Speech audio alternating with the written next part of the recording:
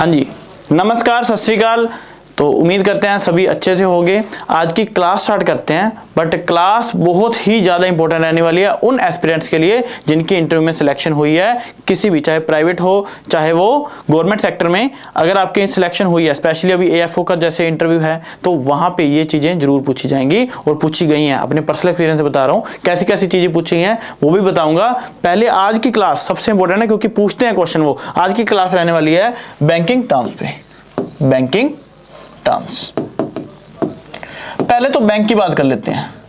Bank क्या है? देखो, जब इंडिया की बात करें, इंडिया में 3 सेक्टर हैं, एक है प्राइमरी, एक है सेकेंडरी और एक है टर्शरी। ये क्वेश्चन मेरे को IBPS के AFO के इंटरव्यू में पूछा गया था। क्यों? क्योंकि मैं इकोनॉमिक्स बैकग्राउंड से था, तो उन्होंने ये चीज पूछ ली थी कि बताओ प्राइमरी सेक्टर कौन सा है। प्राइमरी सेक्टर है हमारा एग्रीकल्चर, एग्रीकल्चर। सेकेंडरी सेक्टर कौन सा है हमारा? सेकेंडरी सेक्टर है हमारी इंडस्ट्रीज या फिर MSME। मैंने बताया MSME है ना, उन्होंने पूछा फुल फॉर्म, तो ये फुल फॉर्म याद करके जाना। मार्जिन स्मॉल मीडियम एंटरप्राइजेज जो हैं वो इसमें आते हैं। टर्शरी में आ जाता है सर्विसेज या फिर बैंकिंग सेक्टर। अब बैंकिंग सेक्टर जो है वो किसी भी कंट्री के लिए क्या है, स्पेशली इंडिया के लिए क्या है, बैकबोन है। अगर आज बैंकिंग सेक्टर कोलैप्स कर जाए तो इंडिया की इकोनॉमी हिल जाएगी। अब बैंक क्या है? बैंक क्या करता है? बैंक जो है पैसे देता है और पैसे लेता है ना। बैंक के पास पैसा आता कहां से है? बैंक के पास पैसा आता है डिपॉजिटर से। किसके पास है? डिपॉजिटर। डिपॉजिटर कौन है? हम, जो हम डिपॉजिट करवा रहे हैं, जो हम डिपॉजिट कर रहे हैं, वहां से वो क्या करता है, फंड रेज करता है, अपना पैसा लेके आता है। क्या करता है? फंड रेज करता है। और भी बहुत सारी चीजें हैं जिससे, जैसे कमीशन हो गया, किसी चीज का कमीशन हो गया, हिडन चार्जेस होते हैं, कुछ ना कुछ सर्विस चार्जेस होते हैं, उससे भी क्या करते हैं, वो फंड रेज करते हैं। जो सर्विस चार्जेस है ना, उससे भी क्या करता है, बैंक अपने फंड को रेज करता है। और वो जो उसके पास पैसा आया, अब वो क्या करेगा, वो करेगा डिस्ट्रीब्यूट। क्या करेगा? डिस्ट्रीब्यूट। आज की क्लास में ये सब कुछ पढ़ेंगे। रेपो रेट क्या है, रिवर्स रेपो रेट क्या है, जो क्वेश्चन पूछे गए हैं और हमेशा पूछे जाते हैं, जो इंपॉर्टेंट रहने वाले। अब डिस्ट्रीब्यूट कैसे करेगा? वो डिस्ट्रीब्यूट करेगा वो या तो लोन देके, सबसे पहली चीज वो देगा लोन। क्या देगा? लोन। लोन प्रोवाइड करवाएगा। लोन किसको प्रोवाइड कराएगा? लोन करवाएगा किसी कंपनी को प्रोवाइड, या फिर लोन करवाएगा किसी पर्सनल बंदे को, या फिर किसी व्हीकल पे लोन देगा। तो लोन देके, जैसे housing, business loan, personal loan, vehicle loan, credit advances, इसको बांटेगा। अब इसको बैंक को क्या फायदा है? बैंक को मिलेगा इस पे इंटरेस्ट। क्या मिलेगा? इंटरेस्ट। और इस इंटरेस्ट से बैंक का क्या जनरेट होगा? रेवेन्यू। बट सिर्फ इससे ही जनरेट नहीं होगा, और बैंक क्या करता है? बैंक क्या करता है, अपने पैसे जो है गवर्नमेंट सिक्योरिटी में, जो कि कंपलसरी होता है। क्या है? कंपलसरी होता है। किसी भी बैंक के लिए यह चीज कंपलसरी होती है कि वो गवर्नमेंट सिक्योरिटी में क्या करेगा? इन्वेस्ट करेगा। क्या करेगा? इन्वेस्ट करेगा। और वो क्या करेगा? गवर्नमेंट सिक्योरिटी, जैसे कि कैश है ना, कोई भी सिक्योरिटी या फिर गोल्ड, इस फॉर्म में क्या करेगा? RBI के पास डिपॉजिट करेगा। RBI के पास क्या करेगा? डिपॉजिट करेगा, जिसपे क्या मिलेगा? बैंक को इंटरेस्ट दिया जाएगा। और जो पैसा या फिर जो गोल्ड या फिर कोई भी सिक्योरिटी जो बैंक ने, ध्यान से सुनना ये चीज, जो बैंक ने RBI को प्रोवाइड करी, दी, जो कंपलसरी है, उसको हम बोलते हैं SLA, SLR। क्या बोलते हैं? SLR। SLR क्या होता है? Statutory liquidity ratio. SLR क्या है? Statutory liquidity ratio.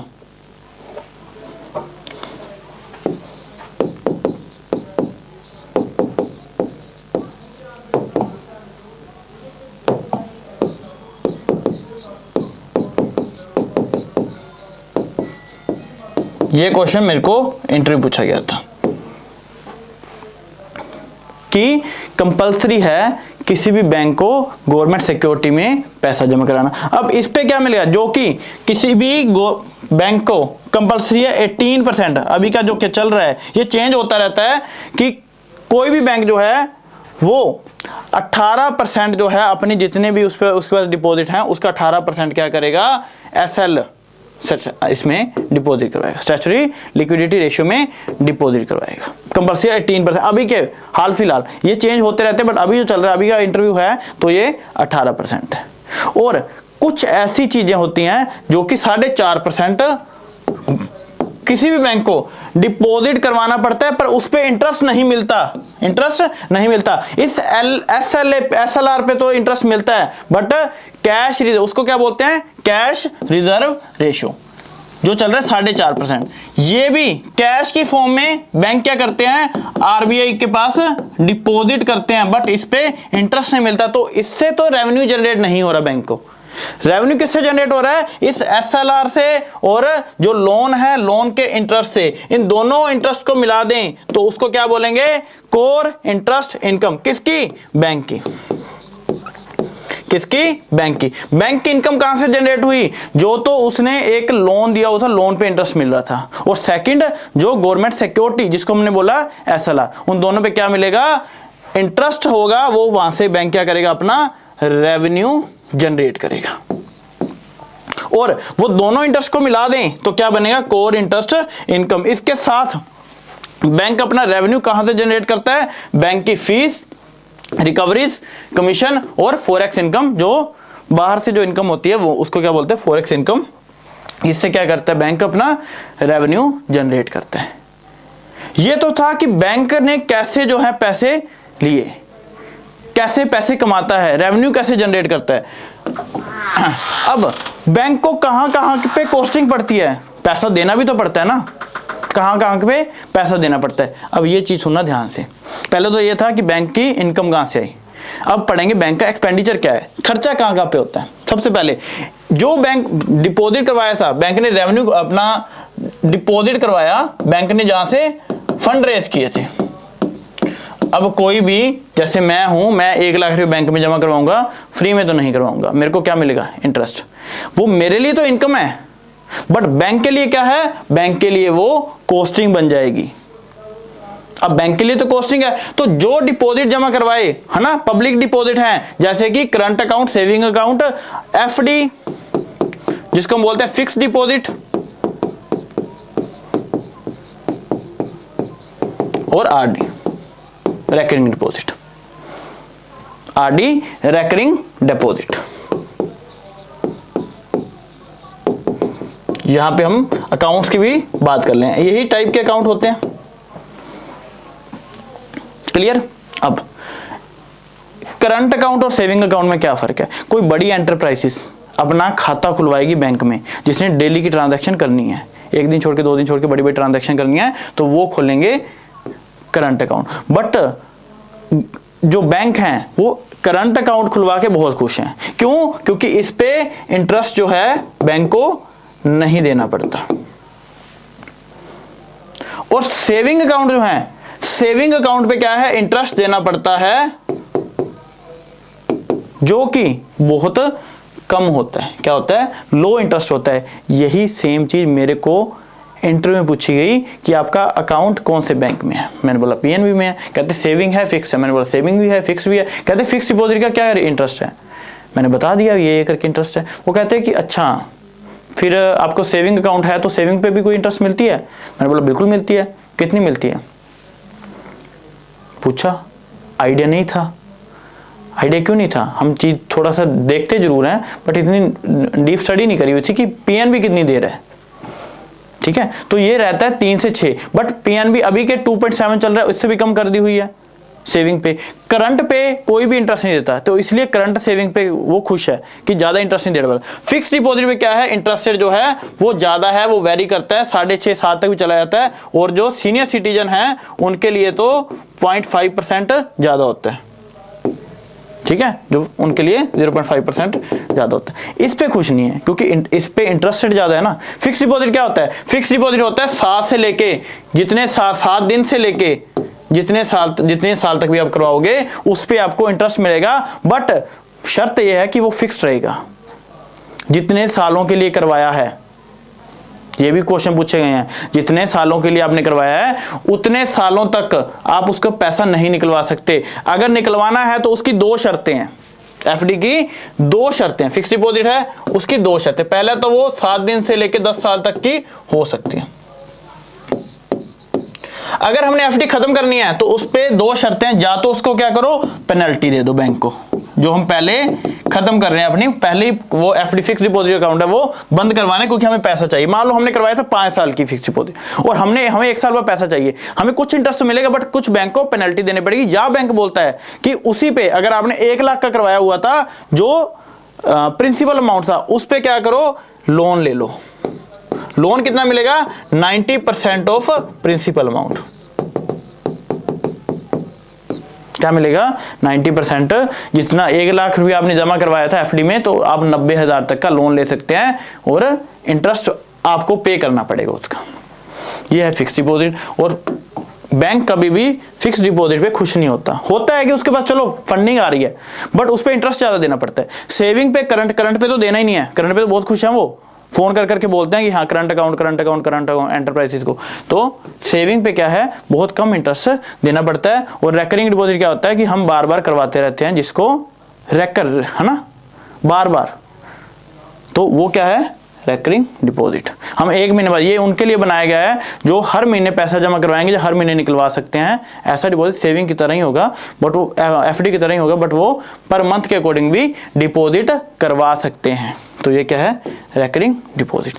अब इस पे क्या हुआ, इस पे बैंक की लगी कॉस्टिंग। कैसी कॉस्टिंग? बैंक ने क्या किया, इस पे इंटरेस्ट दिया। पहले तो क्या था फंड रेज हो रहे थे, फंड रेज हुए डिपॉजिट थे, पर वहां पे उसको क्या देना पड़ा इंटरेस्ट। जो पहले लोन से इंटरेस्ट आ रहा था, जो गवर्नमेंट सिक्योरिटी से इंटरेस्ट आ रहा था, वो तो था बैंक का रेवेन्यू, ठीक है। अब जो यहां से इंटरेस्ट देना पड़ रहा है बैंक को, मेरे लिए तो वो इनकम का सोर्स है बट बैंक के लिए वो क्या है कॉस्टिंग है। तो ये इसकी क्या होगी बैंक की कॉस्टिंग होगी। और कौन सी कॉस्टिंग होती है? Costing of borrowing, costing of borrowing. अब क्या करता है बैंक, क्या करता है कहीं से लोन लेता है, लोन लेता है, जैसे कि आरबीआई है ना, मान लो आरबीआई से लोन लिया, जब किसी भी फाइनेंशियल इंस्टीट्यूट से लोन लिया, तो वो लोन लेने के लिए उसको क्या फंड रेज करने के लिए उसको क्या करना पड़ता है इंटरेस्ट देना भी पड़ता है। अगर गवर्नमेंट सिक्योरिटीज में लगाए जो 18% उसने लगा रखे थे एसएलआर, तो उसको इंटरेस्ट मिलेगा है ना, तो इंटरेस्ट मिल रहा है, तो इसकी इनकम जनरेट हो रही है। अदरवाइज इसका क्या होगा, जो वो आरबीआई से पैसे लेगा उस पे क्या देना पड़ेगा इंटरेस्ट देना पड़ेगा। क्या देना पड़ेगा इंटरेस्ट देना पड़ेगा, जिसको हम क्या बोलते हैं रेपो रेट। क्या बोलते हैं रेपो रेट। आगे आ जाएगा, ठीक है। अब ये आरबीआई है, अगर आरबीआई ने बैंक को पैसे दिए तो वो है रेपो रेट। क्या है रेपो रेट। हाल फिलहाल की घड़ी में रेपो रेट जो चल रहा है वो रेपो रेट कितना है 6.5, कितना है 6.5% क्या है रेपो रेट है। ये क्वेश्चन मेरे को इंटरव्यू में ये भी पूछा गया, 4 साल इंटरव्यू में देने के बाद ये चीजें बता रहा हूं, ऐसी चीजें पूछी जाती हैं। कोई किसी साल कोई क्वेश्चन पूछ लेते हैं, किसी साल कोई क्वेश्चन पूछ लेते हैं, ठीक है। तो रेपो रेट कितना है 6.5। अगर मान लो बैंक बोले कि मेरे को 100 करोड़ रुपए चाहिए, तो आरबीआई बोलेगा ठीक है ले लो, 100 करोड़ पे 6.5% का क्या देना पड़ेगा इंटरेस्ट। तो बैंक के लिए वो क्या हो गया बोरोइंग है ना, उसके लिए कॉस्टिंग पड़ रही है ना 6.5%, तो ये बैंक का क्या है खर्चा है। अब इन केस बैंक के पास डिपॉजिट ज्यादा है, पैसा ज्यादा पड़ा है, तो वो बैंक क्या करेगा, बैंक को इन्वेस्ट कहीं नहीं करना, पैसा है तो बैंक क्या करेगा आरबीआई को लोन देगा नहीं, कभी भी ये नहीं बोलना आरबीआई को लोन देगा, आरबीआई को लोन नहीं देगा। आरबीआई के पास क्या करेगा मनी को पार्क करेगा, मनी को पार्क करेगा, वहां पे अपने एक्स्ट्रा जो पैसे हैं वहां पे रखेगा, जिसको हम क्या बोलते हैं रिवर्स रेपो रेट। जो भी क्या चल रहा है 3.35, बट ये चेंज होता रहता है। क्या होता रहता है ये चेंज होता रहता है। क्लियर। अब ये है बैंक की कॉस्टिंग। कहां से कॉस्टिंग हुई, एक तो डिपॉजिट था उस पे इंटरेस्ट दिया, जैसे कि करंट अकाउंट सेविंग अकाउंट। अब जो ये करंट अकाउंट है और सेविंग अकाउंट है और टोटल कितना डिपॉजिट है, इसको बोलते हैं हम कासा रेशियो। अब मैंने क्या बोला करंट अकाउंट और सेविंग अकाउंट पे क्या है करंट अकाउंट और सेविंग अकाउंट, इन दोनों पे क्या होता है, लोन इंटरेस्ट करंट अकाउंट पे होता ही नहीं है, सेविंग अकाउंट पे बहुत कम होता है। अगर किसी भी बैंक का ये कासा रेशो, कासा रेट जो है वो कम होगा तो बैंक मींस बैंक क्या है, प्रॉफिट में चल रहा है। क्या चल रहा है, प्रॉफिट में चल रहा है, नहीं सॉरी गलत बोल गया, अगर कासा रेशो ज्यादा है, क्योंकि बैंक के पास टोटल डिपॉजिट जितना है, मान लो 100 करोड़ रुपया उसके पास है, उसमें से 50 करोड़ रुपया जो है वो करंट अकाउंट और सेविंग अकाउंट से आ रहा है, तो ये 50% क्या है इसका, कासा। ये ज्यादा होना चाहिए, 40% से ज्यादा होना चाहिए, तो बैंक क्या है, प्रॉफिट में। जितना ज्यादा कासा रेशो होगा मतलब उतना डिपॉजिट बैंक के पास जो है वो करंट अकाउंट सेविंग अकाउंट से आया है, उसको लोन कम दे, लोन की अमाउंट जो है मतलब इंटरेस्ट जो है वो कम देना पड़ रहा है, इसलिए तो बैंक क्या होगा, प्रॉफिट में जाएगा। इसको बोलते हैं कासा रेशियो। क्लियर? अब ठीक है, और repo rate, reverse repo rate समझ में आ गया। अगर बैंक पैसा चाहिए बैंक को तो वो क्या करेगा, पैसा लिया इंटरेस्ट देगा, क्या बोल दिया, रेपो रेट। अगर यही बैंक के पास पैसा फालतू हो गया, ज्यादा पैसा हो गया, तो वो क्या करेगा, आरबीआई के पास पार्क कर देगा, उसको क्या बोलेंगे, रिवर्स रेपो रेट। आरबीआई अगर पैसे देता है तो वो बोलता है मैं 6.5% ब्याज लूंगा। अगर आरबीआई के पास पैसा दोगे तो वो बोलता है आरबीआई क्यों 3.35 क्यों है, कम क्यों इतना, क्योंकि आरबीआई को जरूरत नहीं है, तुम्हें जरूरत है, तुमने पार्क करना है तो पार्क करो, पर हम इंटरेस्ट फिर भी देंगे, क्योंकि हमारा क्या है, फंड रेज होता है। अब नेट इंटरेस्ट इनकम क्या है, जो भी टोटल इंटरेस्ट इनकम हुई है माइनस टोटल इंटरेस्ट एक्सपेंस, जितने भी NII बोलते हैं इसको, जितने भी इंटरेस्ट की इनकम है, इंटरेस्ट कौन सा था, गवर्नमेंट सिक्योरिटीज थी, लोन था, उसकी income minus total interest expensive, जितना उसने इंटरेस्ट दिया दोनों को माइनस कर दें। अब पैसे दिए किस किस कहां पे है उसने, जो उसका रेपो रेट था वहां पे उसने पैसे दिए, जो उसके डिपॉजिटर थे, कासा था, है ना, करंट अकाउंट सेविंग अकाउंट, उसको क्या दिया, इंटरेस्ट दिया, तो उस पे क्या हो गया, उन दोनों को माइनस कर दें तो क्या बोलेंगे, net interest income, net interest income. ठीक है, उसके बाद चलते हैं नॉन परफॉर्मिंग एसेट। ये क्वेश्चन भी पूछा गया, नॉन परफॉर्मिंग एसेट। अब नॉन परफॉर्मिंग एसेट क्या, अब दो तरह की चीज होती हैं, एक होता है एसेट, एक होता है लायबिलिटी। एसेट और लायबिलिटी क्या है, एसेट होता है, मान लो आज मेरे पास ये कमरा है, ये रूम है मेरा, ये मेरी एसेट है। इस रूम पे मैंने, रूम लेने के लिए मैंने एक लोन ले रखा है, वो लोन मैंने पे करना है, वो मेरी क्या है, लायबिलिटी। बिल्कुल सिंपल भाषा में बता रहा हूं, ये मत लिखना कि सर ये नहीं होता वो नहीं होता, कोई बात नहीं, इकोनॉमिक्स का नहीं हूं, मेरे को पता है, बट समझाने के लिए बता रहा हूं। ये रूम है मेरे पास, ये मेरी प्रॉपर्टी है, ये मेरा एसेट है। ऐसे ही बैंक का एसेट क्या होता है, जो उसने लोन है ना, लोन दिया हुआ है, वो बैंक के लिए तो क्या है, एसेट है, वो लायबिलिटी नहीं है, बैंक को वहां से पैसा आना है, वो उसका क्या है, एसेट। बट कुछ ऐसा एसेट जो परफॉर्म करना बंद कर जाए, जिसकी परफॉर्मेंस नहीं, मतलब जहां से पैसा हम सोच रहे हैं कि आएगा बट वो पैसा ना आए, कब तक ना आए, जब तक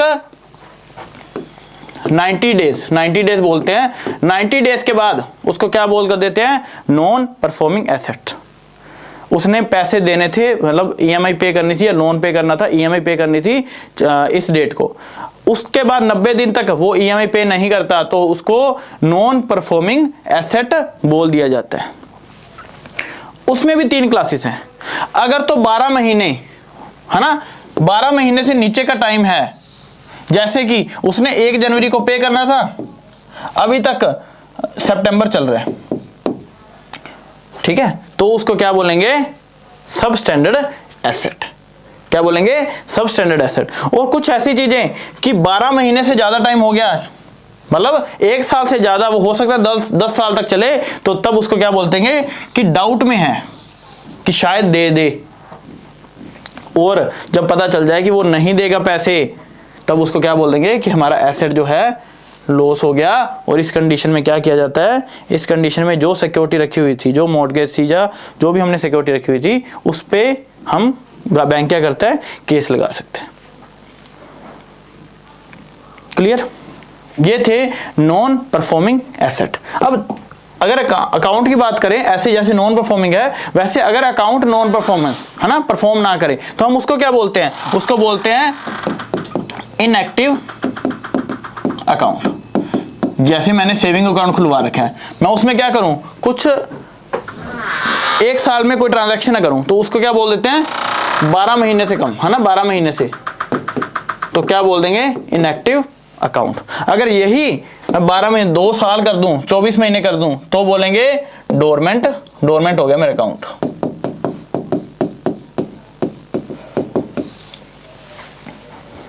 ठीक है, डोरमेंट अकाउंट। क्लियर? ये कुछ बेसिक चीजें थी, उम्मीद करते हैं कि आपको समझ आई होगी।